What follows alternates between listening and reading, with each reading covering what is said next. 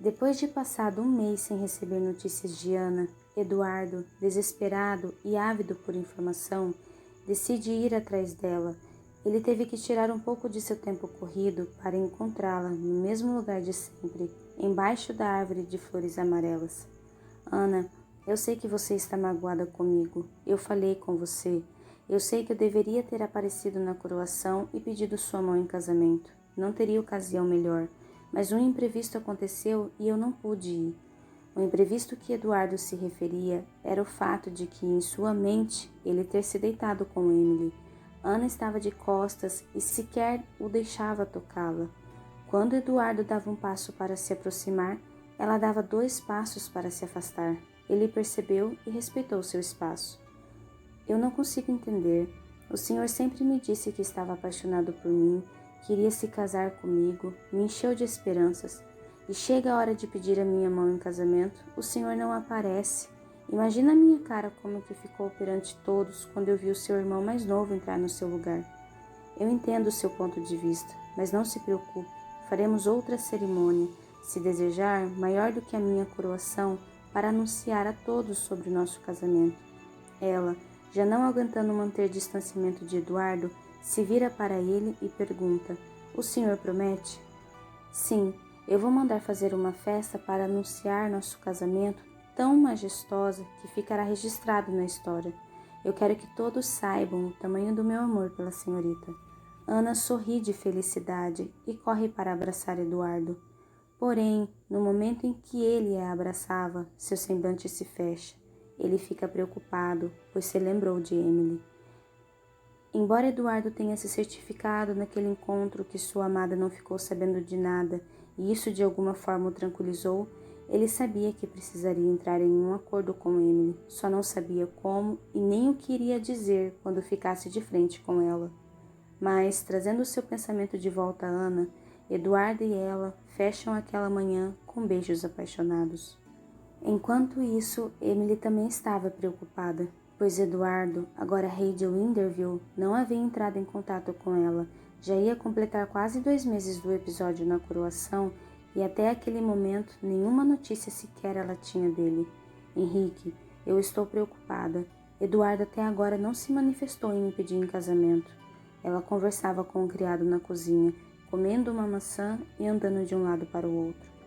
Eu devo imaginar que, além de preocupada, Vossa Alteza deve estar surpresa com o sumiço do homem cujo caráter imaginou ser honesto.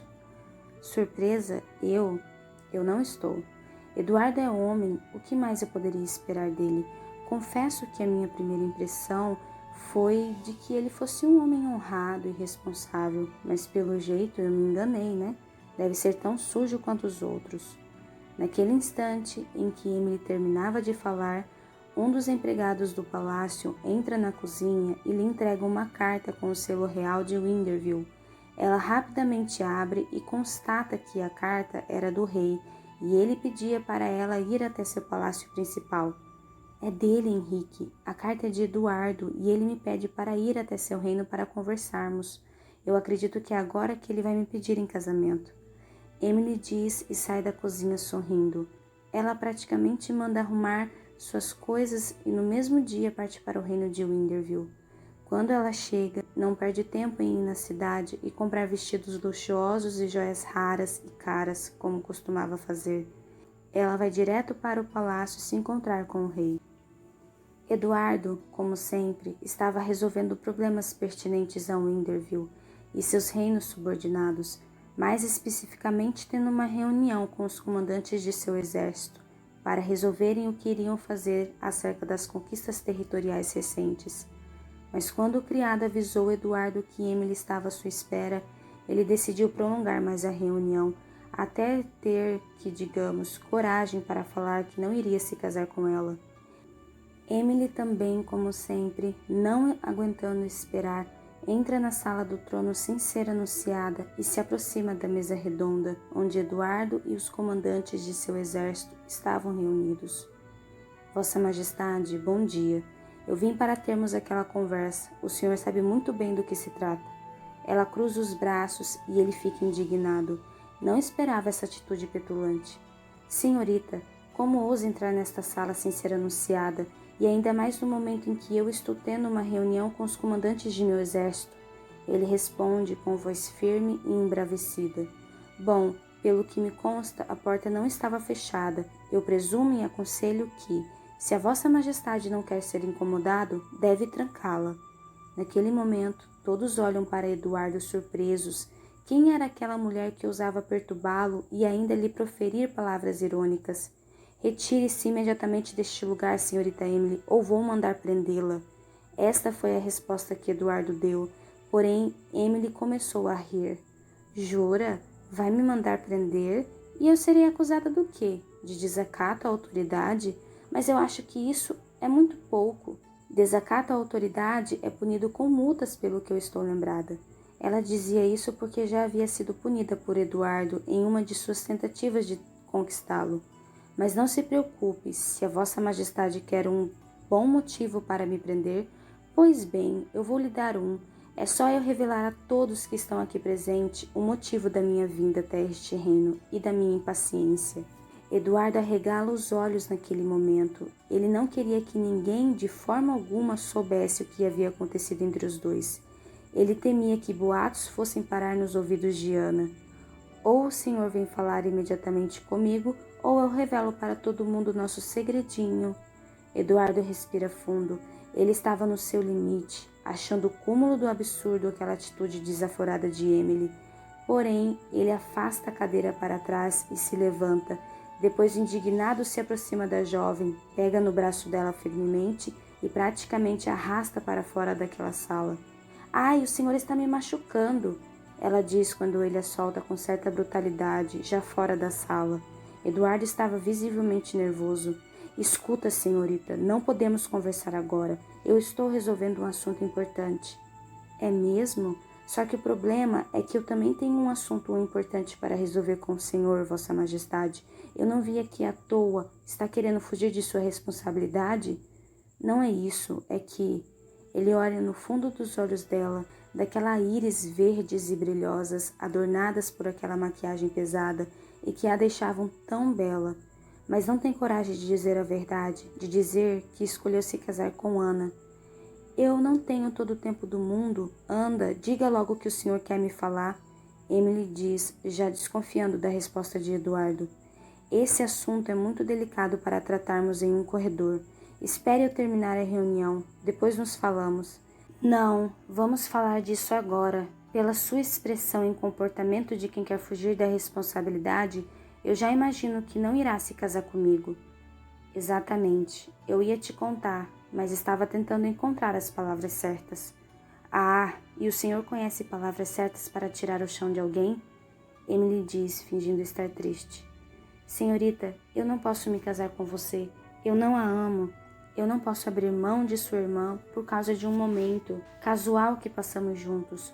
Momento este que sequer ficou guardado em minha memória, mas não vou abandoná-la. Eu lamento o ocorrido, mas estou disposto a fazer o que a senhorita me pedir e a impedir que qualquer tipo de castigo a atinja por não ser mais donzela. O senhor está disposto a me dar o que eu lhe pedir? Sim, qualquer coisa. É só fazer o seu pedido que hoje mesmo eu mando providenciar. Emily, naquele instante, não consegue esconder o sorriso. Ela estava feliz de verdade. Enfim, a pedir o que sempre sonhou, o trono do reino de Atena. Pois bem, vossa majestade, eu estou disposto a entrar em um acordo com o senhor. Eu prometo que jamais vou contar o que houve entre nós se me der o trono de Atena. O quê? Eduardo fica surpreso. Mas a senhorita não é a próxima monarca. Não interessa. Ou o senhor me dá o trono de Atena, ou eu vou contar para todo mundo, inclusive para sua amada Ana, o que houve entre nós. Paira um silêncio no ar.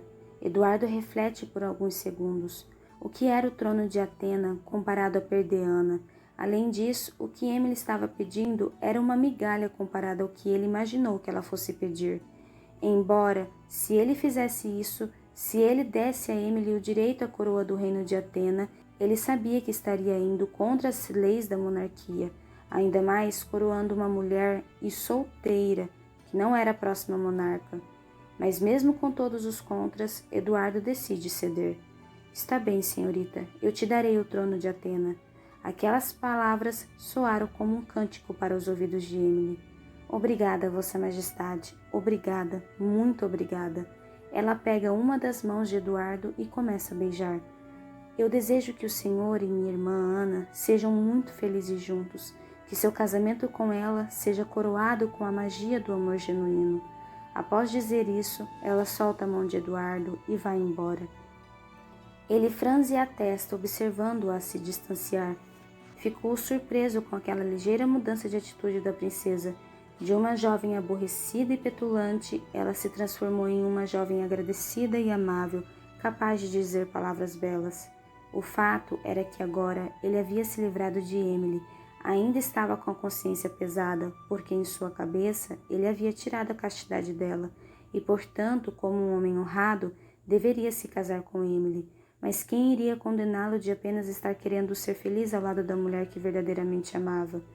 Porém, Eduardo sabia que sempre teria uma parte de sua consciência o acusando daquele ato insano. Sim, insano. Foi uma insanidade sua ter feito o que fez com a irmã de sua amada, e ainda por cima não se lembrar de nada. Se comportou como o pior dos canalhas e agora estava se sentindo mais ainda por não se casar com Emily. É lógico, isso em sua cabeça. Essa acusação em sua consciência era algo que ele deveria aprender a conviver.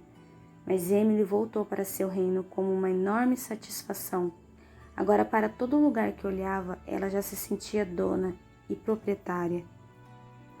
Quando desceu da carruagem, ela não hesitou em ir primeiro para a sala do trono daquele palácio. Henrique, que já a aguardava como um fiel criado, a acompanhou. Está vendo, Henrique? Está vendo esse trono? Esse trono em breve será meu. Ela diz ao criado, já dentro da sala e olhando para o trono. Para a felicidade de Vossa Alteza, presumo que o rei cedeu às suas chantagens. Sim, ele caiu feito um patinho. Foi mais fácil do que tirar doce da boca de uma criança. Que bom, Vossa Alteza, que bom que tudo deu certo. Naquele momento, Emily sobe os degraus e depois se senta no trono. Ela observava atentamente toda aquela sala. Em seu olhar havia um brilho vitorioso e de esperança que muito alegrava Henrique de observar. Porém, logo aquele brilho se esvai de suas íris verdes e dá lugar a um olhar vazio e triste. Henrique, então, imagina que naquele instante Emily estava tendo mais uma de suas fatídicas recordações. Por isso, ele a chama. Vossa Alteza, está tudo bem? Emily volta para a realidade, agora com um brilho triste no olhar. Eu praticamente vou ser a rainha de Atena. Eu hei de me vingar de todos que me fizeram mal, Henrique, de todos. Eu vou esmagá-los como vermes, eu vou torná-los a chacota deste reino, eu vou destruí-los por completo, todos eles, todos eles. Dessa vez são os olhos de Henrique tomados pela tristeza. Ele fica triste de ver que Emily ainda guardava tanto ódio e rancor no coração.